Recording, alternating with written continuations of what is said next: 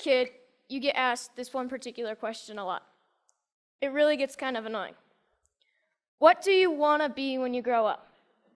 Now, adults are hoping for answers like, I want to be an astronaut, or I want to be a neurosurgeon. You adults and your imaginations. Kids, they're most likely to answer with pro skateboarder, surfer, or Minecraft player. I asked my little brother and he said, seriously, dude, I'm 10. I have no idea. Probably a pro skier. Let's go get some ice cream. See, us kids are going to answer with something we're stoked on, what we think is cool, what we have experience with, and that's typically the opposite of what adults want to hear. But if you ask a little kid, sometimes you'll get the best answer. Something so simple, so obvious, and really profound. When I grow up, I want to be happy. For me, when I grow up, I want to continue to be happy, like I am now. I'm stoked to be here at TEDx. I've been watching TED videos for as long as I can remember, but I never thought I'd make it on stage here so soon. I just became a teenager, and like most teenage boys, I spend most of my time wondering, how did my room get so messy all on its own? Did I take a shower today? And the most perplexing of all, how do I get girls to like me? Neuroscientists say that the teenage brain's pretty weird. Our prefrontal cortex is underdeveloped, but we actually have more neurons than adults, which is why we can be so creative and impulsive and moody and get bummed out. But what bums me out is to know that a lot of kids today are just wishing to be happy, to be healthy, to be safe, not bullied, and be loved for who they are. So it seems to me when adults say, what do you want to be when you grow up? They just assume that you'll automatically be happy and healthy. But maybe that's not the case. Go to school, go to college, get a job, get married, boom. Then you'll be happy, right? We don't seem to make learning how to be happy and healthy a priority in our schools. It's separate from schools. And for some kids, it doesn't exist at all. But what if we didn't make it separate? What if we based education on the study and practice of being happy and healthy? Because that's what it is, a practice, and a simple practice at that. Education is important, but why is being happy and healthy not considered education? I just don't get it. So I've been studying the science of being happy and healthy. It really comes down to practicing these 8 things: exercise, diet, nutrition, time in nature, contribution, service to others, relationships, recreation, relaxation and stress management, and religious or spiritual involvement. Yes, got that one. So these 8 things come from Dr. Roger Walsh. He calls them therapeutic lifestyle changes, or TLCs for short. He's a scientist that studies how to be happy and healthy. In researching this talk, I got a chance to ask him a few questions like, do you think that our schools today are making these 8 TLCs a priority? His response was no surprise. It was essentially no. But he did say that many people do try to get this kind of education outside of the traditional arena, through reading and practices such as meditation or yoga.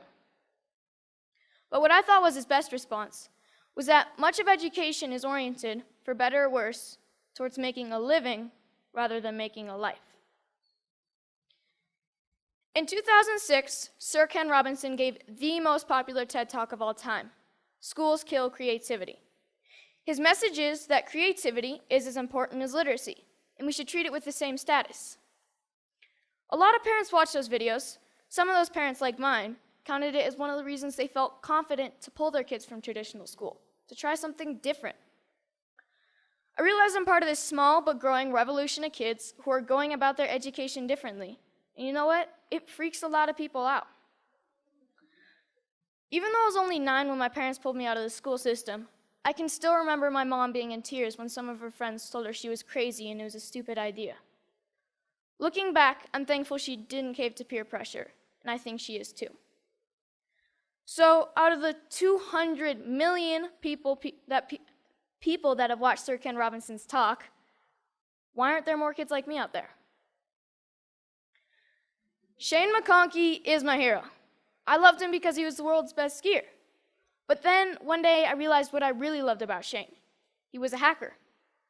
Not a computer hacker. He hacked skiing. His creativity and inventions made skiing what it is today, and why I love to ski. A lot of people think of hackers as geeky computer nerds who live in their parents' basement and spread computer viruses. But I don't see it that way. Hackers are innovators. Hackers are people who challenge and change the systems to make them work differently, to make them work better. It's just how they think. It's a mindset. I'm growing up in a world that needs more people with the hacker mindset, and not just for technology.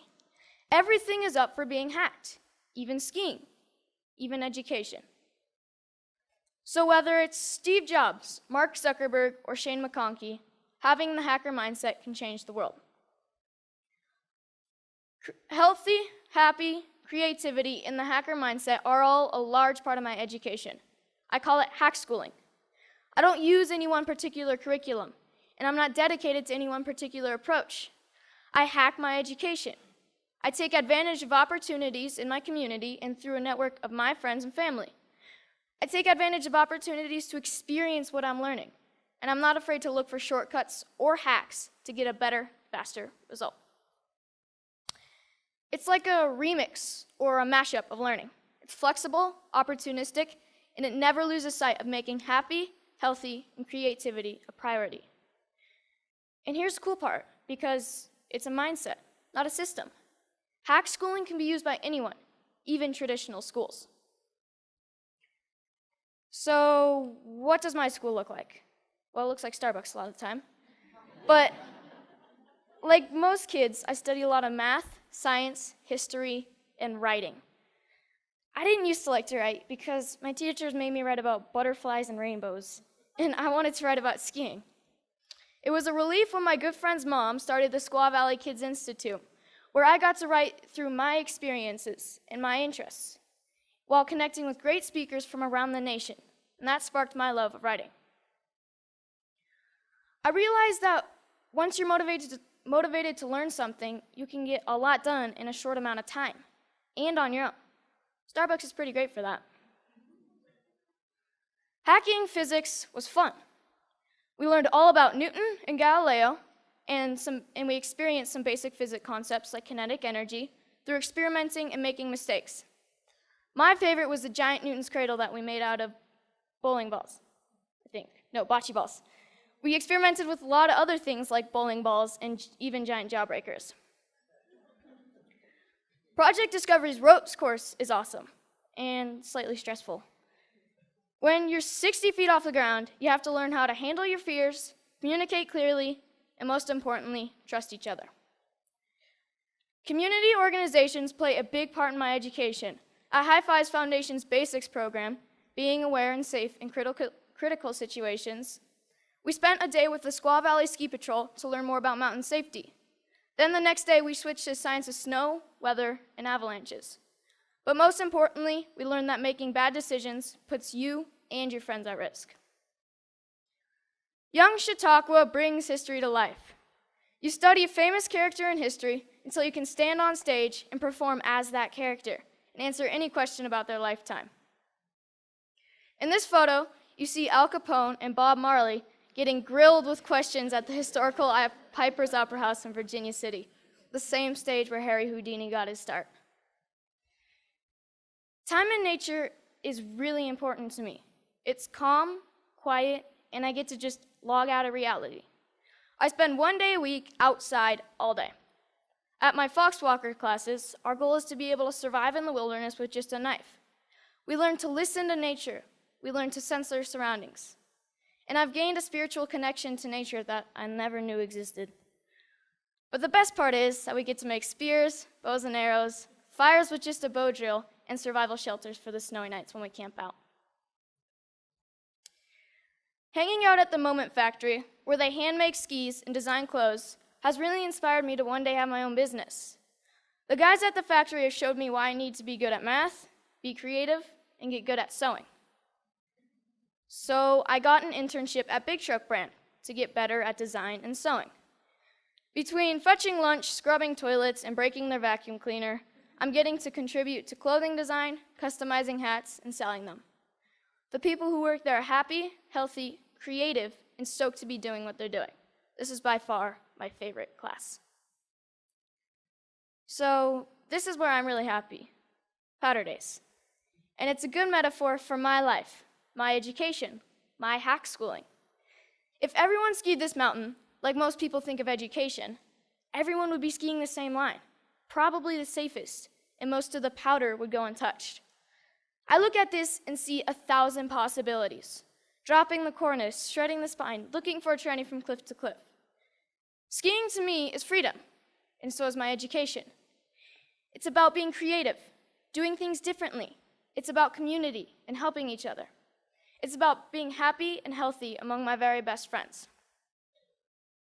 So I'm starting to think I know what I might want to do when I grow up.